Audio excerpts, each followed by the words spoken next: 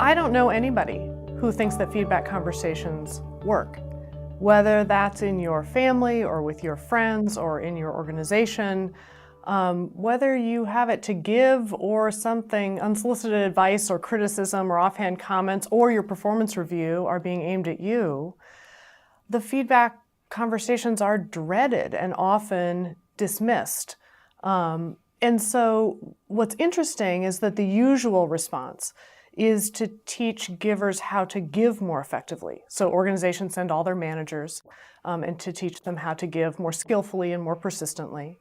As individuals, we wait around for that perfect giver to show up, who we trust, who has the credibility and experience to actually be helpful to us, whose opinion we actually want, rather than all of those who offer them to us unsolicited.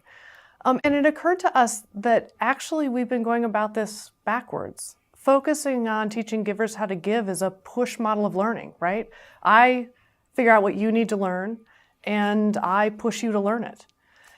And it occurred to us that actually it's the receiver who's in charge of what they take in, what sense they make of it, and whether and how they choose to change. It doesn't really matter how authoritative or powerful or even skillful the giver is.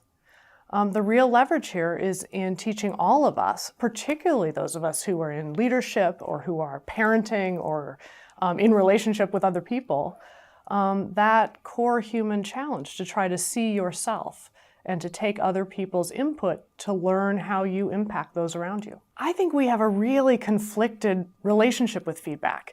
In other words, most of us have had the experience of having a mentor or a coach or someone who taught us something really valuable and we saw ourselves getting better at something quickly, and that is exhilarating. We're so grateful.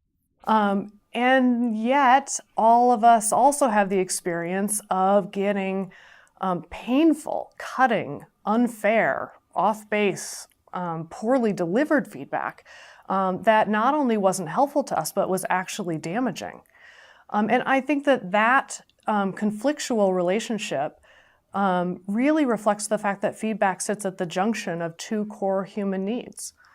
Human beings are wired to learn and grow. If you look at any of the studies on happiness, getting better at something is a key piece of what makes life satisfying. It's why we take up hobbies in retirement and why otherwise normal people stick with the game of golf, right? Because that occasional good round fools us into thinking that we're getting better. But alongside that lies this second core human need, which is the need to be accepted and respected and loved just the way we are now. And the very fact of feedback suggests that how we are now is not quite a-okay.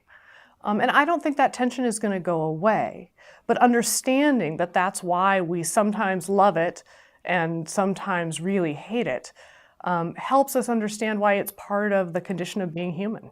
Getting better at receiving feedback is a skill, and it actually gives you traction in all of the important areas of your life.